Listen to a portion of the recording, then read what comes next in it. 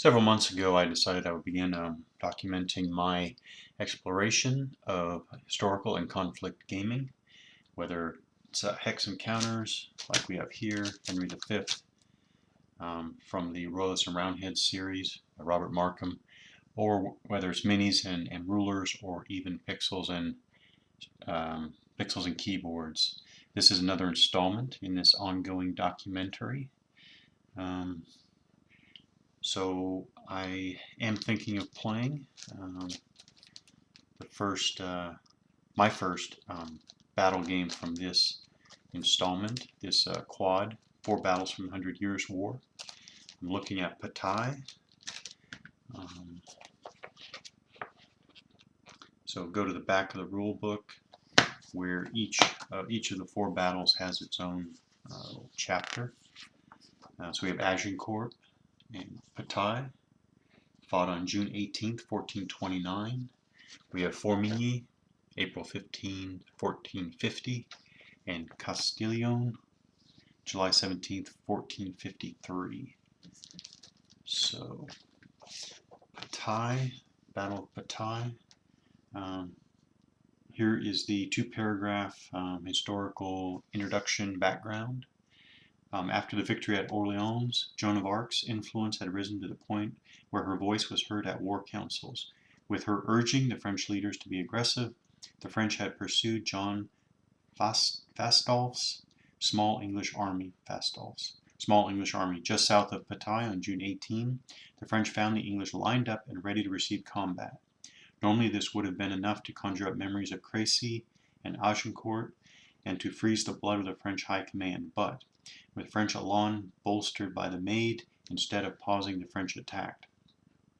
So sudden was the assault that it caught Fastolf by surprise. The initial cavalry attack turned both flanks, and when the main body of the French army did not hesitate, but struck quickly, the English reeled. The attack was so effective that it surged past Talbot's line and struck into Fastolf's troops. Fastolf attempted to stem the tide, but could not halt the attackers' momentum. Talbot also could not fight out of his position. After fierce fighting, Fastolf's men crumbled and left the field. Surrounded and unable to fight his way out, Talbot was forced to surrender, although London would later raise the ransom money to pay for his freedom. The Maid had once again achieved what had so long been seen as impossible by the French, a victory over the English. So the game starts at the beginning of the 1300 turn and it ends at the conclusion of the 1800 turn. But I never did see a turn record track. So I'll be using a makeshift turn track. Yeah, I'll be using an ad hoc turn track. Okay, so English setup, Fastolf and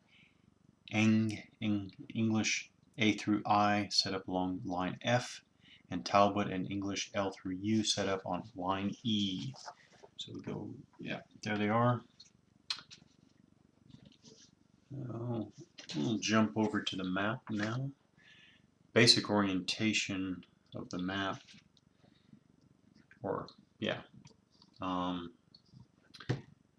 we have 2 crossroads in the center and center top of the map. Yeah, I'll just have to go with top according to the reading of the hex IDs because I don't see any compass arrow. So I'll just go by top, top edge, bottom, left, right. So we have 2 crossroads here. This long green line here actually goes all the way to the bottom of the map. That is a hedge. It's a hedge, which I don't remember hedges since playing the Royalist and Roundhead series games. Sorry, the Royalist and Roundhead games themselves. So just for review, hedge hex side is +3 Hedge hex size for movement costs. +1 for infantry, so that's not too bad. +2 for cavalry. +1 even for leaders, and +4, hefty +4 for heavy cavalry. Skirmisher +2, even for skirmishers. Wow, even skirmishers pay +2 for hedge hex side. -1 for fire, and -1 for melee. So it affects both fire and melee. As a review, it took me a moment to think this through at the very beginning of my look at this series. These fire and melee modifiers, the defensive modifiers are subtracted from the fire combat and melee combat die rolls of combat units attacking into or through the hex or hex side listed. So these -1 for fire and -1 for melee apply to units attacking across or through the hedge hex side. Otherwise, basically we have, again, the overall look at the map here is a low ground through the center with high ground on the left and right. We have, so the green down here is level 1. This tan color is all level 2. And the way they do it in this series, the way they do the levels 1, 2, and 3 is that, again, levels 1, 2, and 3 actually have different movement costs, although in this case, level 1, 2, and 3 are actually all the same. But when you get to other levels, you look on the terrain effects chart for sometimes you get up to certain levels and units by type are paying more than 1 movement point. And actually this has no fire and melee modifiers either for levels 1, 2, and 3, so in effect here, this is not true of all games in the series if I remember correctly, so, well, there we go, never mind. I'll get to what pause. Alright, so first thing we know is even though they have no effect on movement point costs, obviously there will be line of sight determination affected by these levels. Now up here, now I remember, you have to look for the up 1 level and down 1 level have their own lines on the terrain effects chart. So here's where you look for, but that would only be when you're actually crossing the changes in elevation. So the up and down, obviously all units are paying extra to go up. Heavy cavalry is paying 1 extra to go down. And here's where you get the up one, to fire up 1 level is a penalty, and to melee up 1 level is a penalty, which makes sense.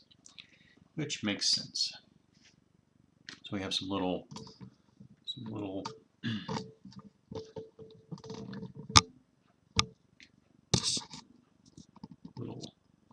villages here.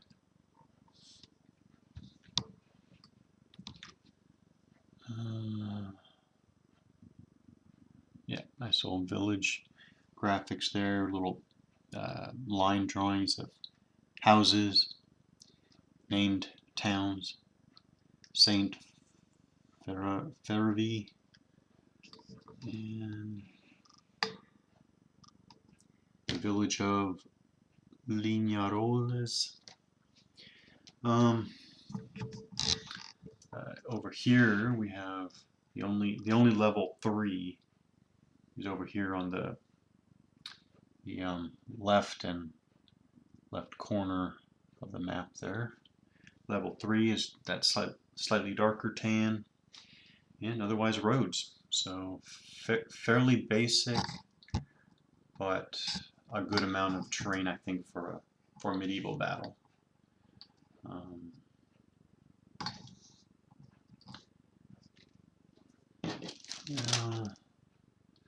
Not a lot of units in the battle here. Let's take a look at some of them.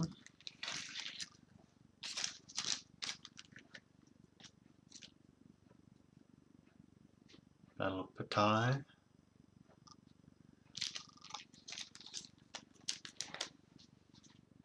Alright. Not a lot of units overall. So using the rule booklet, again, these icons, these little figure icons indicating different types of units. Make sure we get that straight. Let's see if is there any heavy cavalry. Here's some cavalry, but oh, yes, there is heavy cavalry. Okay, so we do have some French heavy cavalry.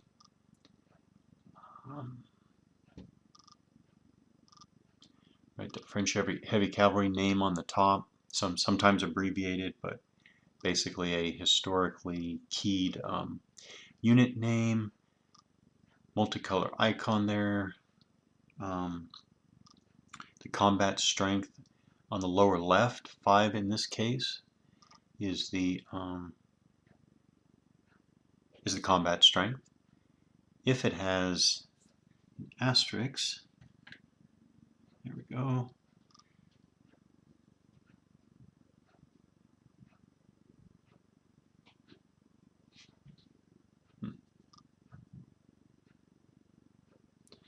Alright, if we have an asterisk, like the bow unit on the right, its combat strength of 2, followed by an asterisk. That means that it's range fire of some sort.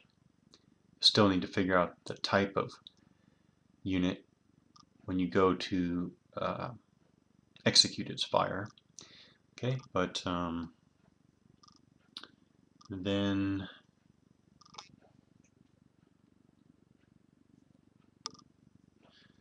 alright, so the number on the lower right is the movement allowance, and the number on the center of the right, so 7 for the French heavy cavalry and 6 for the French crossbowmen, that is its morale level, which has fairly significant effects. In the rules, leader,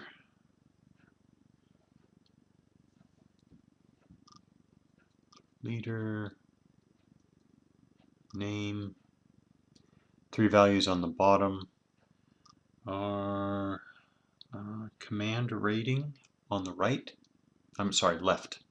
Left is command rating, center is command span, so it's a span of 5 hexes in this case, and the one on the right is a combat bonus, +1 in this case.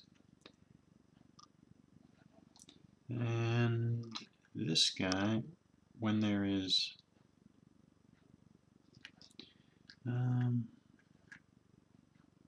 there we go.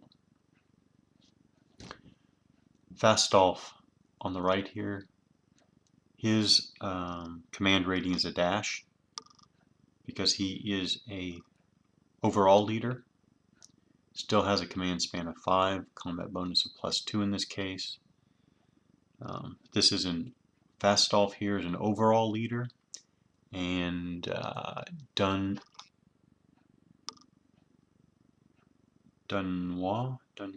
is a subordinate leader, or not an overall leader, just a regular leader or formation leader. I guess you can look at it as. Alright, so we have, this is more French heavy cavalry. Let's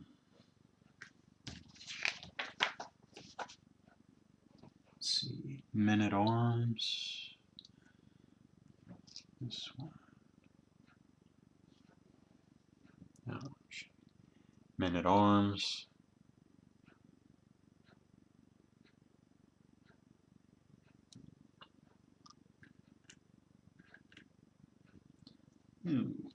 Longbowmen, English longbowmen.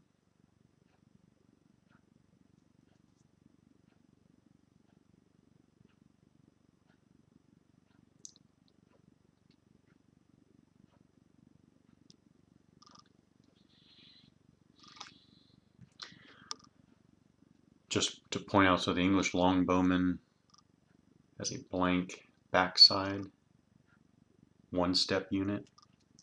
The French men-at-arms has a reduced side with reduced values.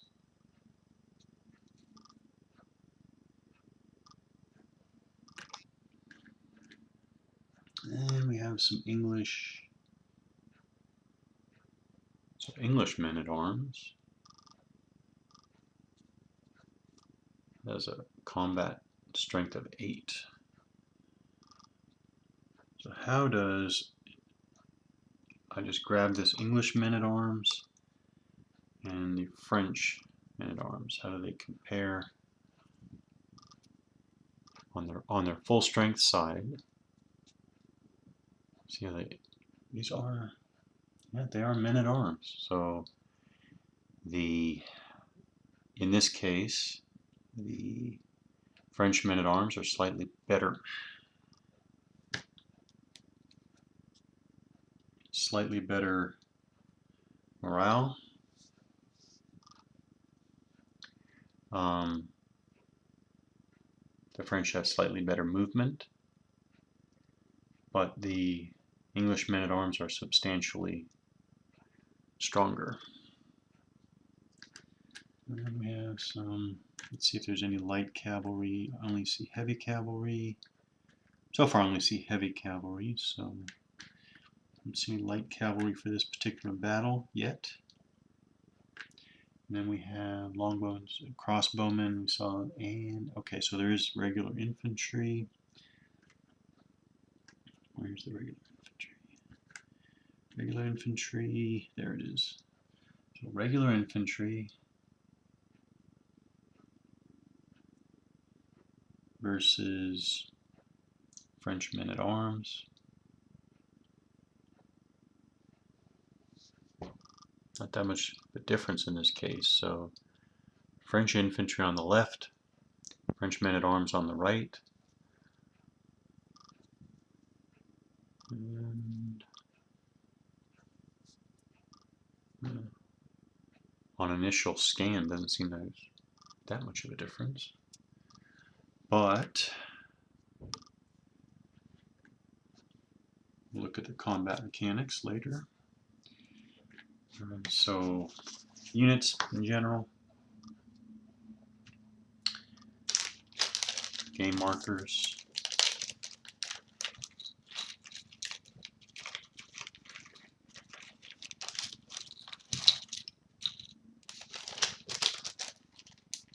this particular game in the series uses 10-sided dice. So we have step loss markers,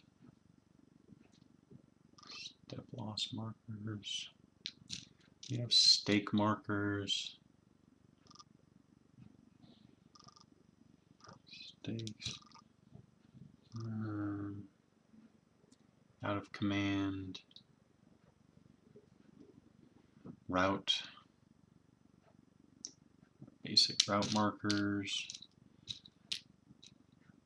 orders chits we'll be using shortly. That's the important ones. Orders, route, out of command, and step loss markers. Those are the main ones. And all right.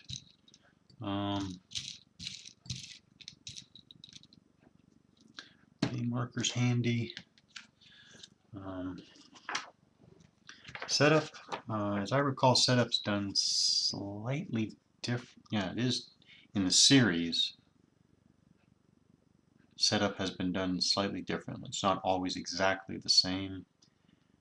Basically, it's used both specific hex setup and zone setup, basically. So English setup, back to that Fastolf on line F and Talbot on line E. So so Talbot has the green background, so you can easily separate You can easily separate all the units that have a green tinting to them, coloring scheme to them. And easy enough, Talbot, I'm not sorry, Fastolf has the brown color scheme, so you can quickly separate his. Your skirmishers that don't follow formation orders are usually white or some other neutral coloring to distinguish them, which actually is helpful in play since they do follow different rules, if I remember correctly. And boy, this doesn't seem a very large force at all.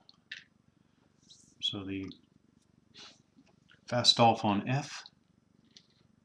So you can, at the start of the game, you can stack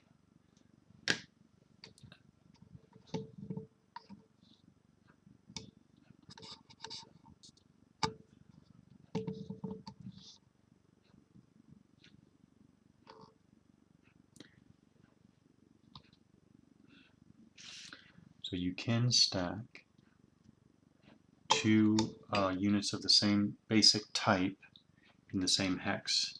So two of these men-at-arms could begin stacked together when they are forced to or voluntarily unstack during the game. There is no restacking. There's no restacking of any type whatsoever.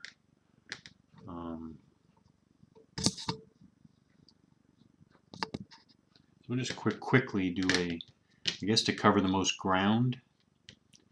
We'll see how much ground Fastolf can cover with his men-at-arms. Oh, there is facing. Facing is towards the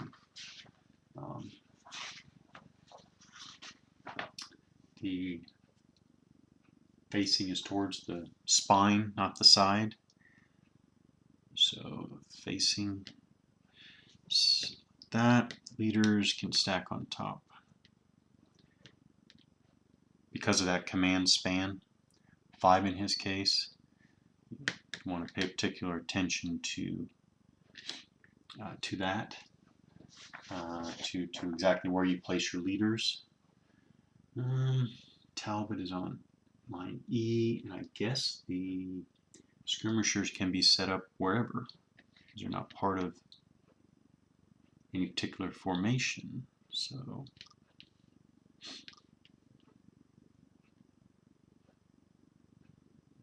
these lines here are the English setup. So the French here are behind the hedge here. Again, I want to keep Talbot center of his formation.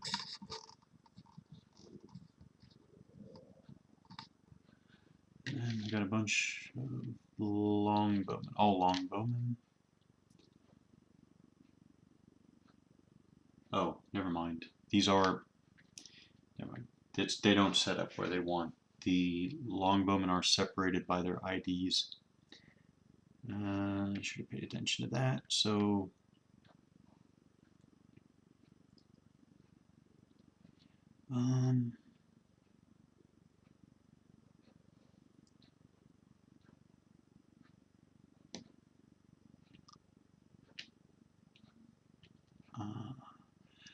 okay, so English A through I, so A, B, C, D, E. Okay, F should be here. English F. I'm referring here to the unit designation at the top. So this is English F. That's the first thing I noticed. The font is very fine on these. Just something to notice. F through I, so F, G, G, H, and I. Oh, okay. So actually, okay. Well, this is just a quick demonstration, right? But figure out where you want to put those men-at-arms versus longbowmen. And actually, I will swap those out.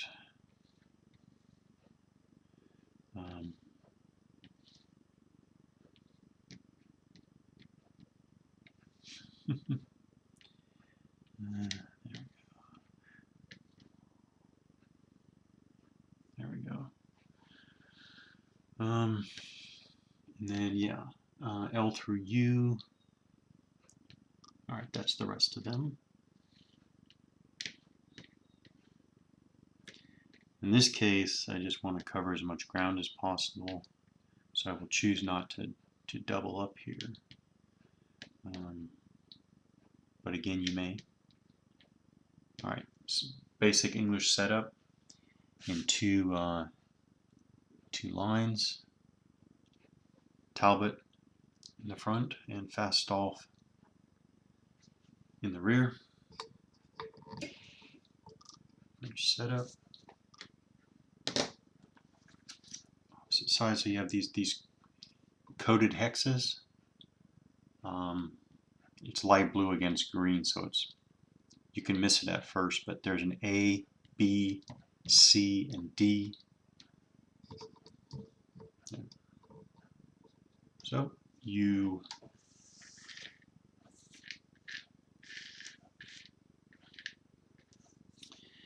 can, okay, so look in the text for the French setup. La Hire. Okay, so we can quickly separate our leaders. Alençon, yellow. La Hire is kind of orange.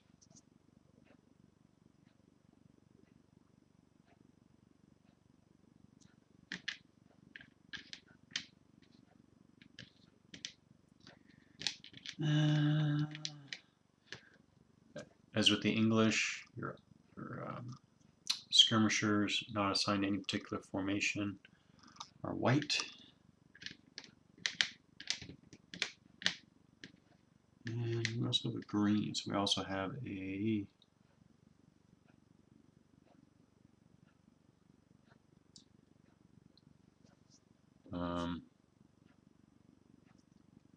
let's see, that is all it's focusing.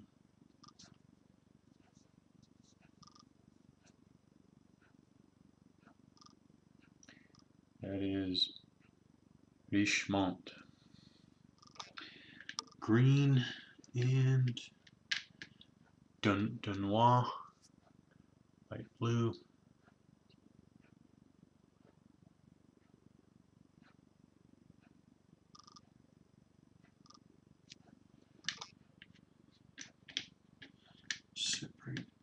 Separate them out by their colors. Still missing, there we go, Joan.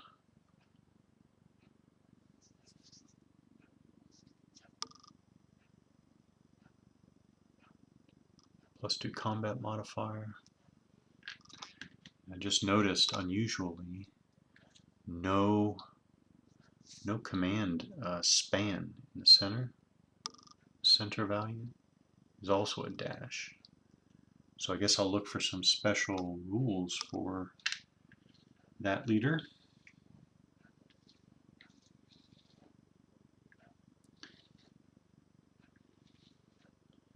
I'm quickly separating them out by color for formation.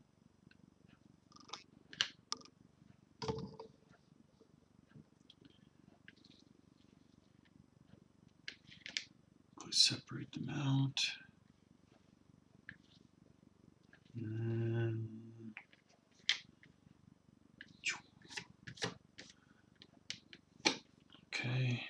And then, so set up within 2 hexes, set up within 2 hexes. Okay, so there's difference.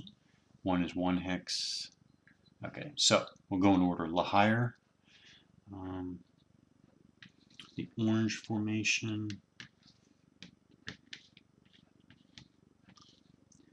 Lahire, and L, H, A through E. Oh, okay. D. They actually have the name right on them, so.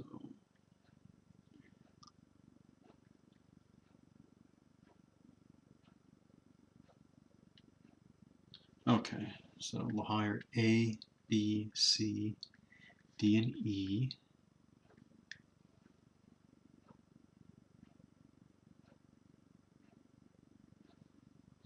And I don't know what we're doing with XA, A, and B yet. Alright. Higher. Alright, they set up within 2 hexes of A, so they're the lead formation. Then 2.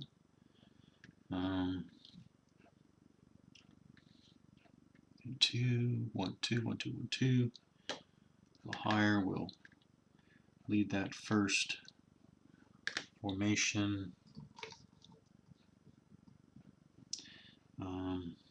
Crossbowman.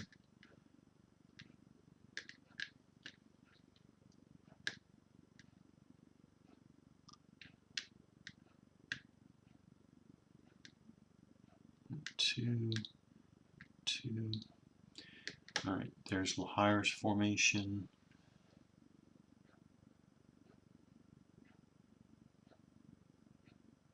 Huh.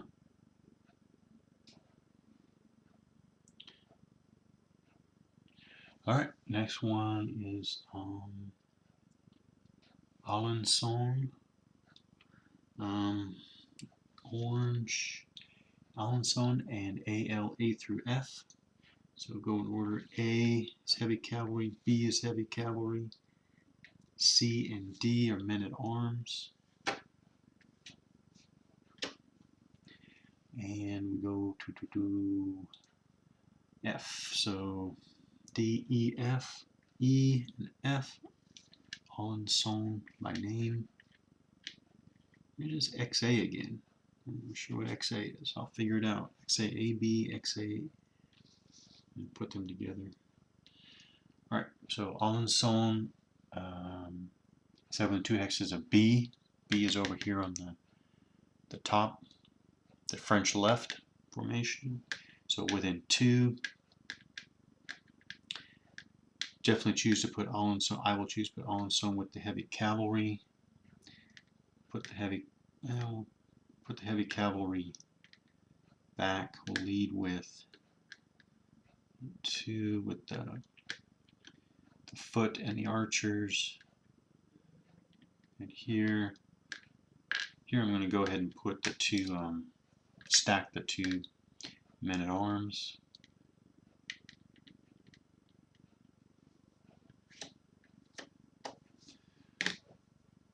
So that's within 2 of hex B here. Set up hex B. This formation there, leading with foot and crossbowmen, and the heavy cavalry will come up behind. So, Dunois and DU, A through F. So Dunois, A through F. So we have A, B, C, D, E, and F. Dunois and A through F. Right here. Set up within 1 hex of setup area C. So C is the French right. And this one's going to be tighter because it's within 1 hex. Lead with some crossbowmen, heavy cavalry. On this side, we'll actually stack the heavy cavalry with Dunois. And men at arms left and right of the heavy cavalry. And we have Richemont, Joan of Arc, and R.I. A through F. So Richemont, Joan, Richemont A, B, C, D. Another mixed men at infantry or men at arms. And sorry, infantry, not men at arms. So another infantry and heavy cavalry mixed formation, and R, I, E, and F. So there is a special rule for Joan of Arc, so we'll look at that in a minute. So within 1 hex of D, so D is the trail setup area for the French.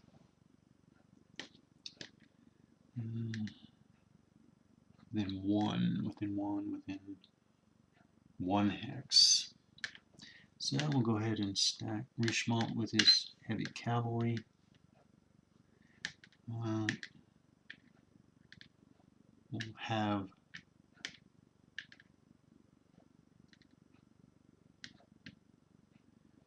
Joan with the infantry,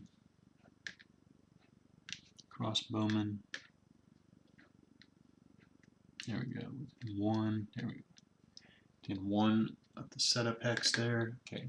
Special rule. Joan of Arc has a special charismatic effect. Any French unit within 4 hexes of Joan have their morale rating increased by 1. It's nice. Joan of Arc is eliminated. All French units currently within 4 hexes of Joan must immediately check morale with their morale rating reduced by 2 for this purpose. So what's the X formation? There's an extra formation. It isn't mentioned. So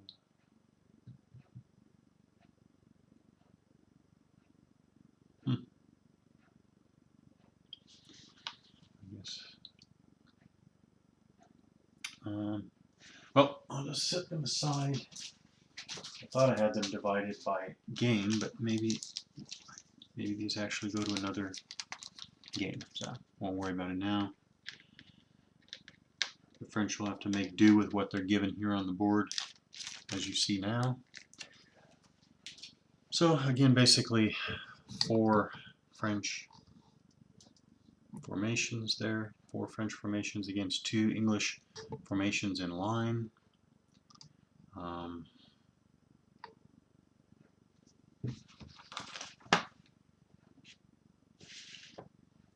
So what else?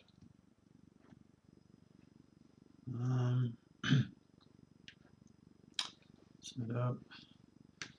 Alright, I'll have to make arrangements for the ammunition records and the demoralization levels. I'll do that. And should be able to jump into play next time and see who wins at Bataille here, when we know from our historical introduction that the French defeated the English here.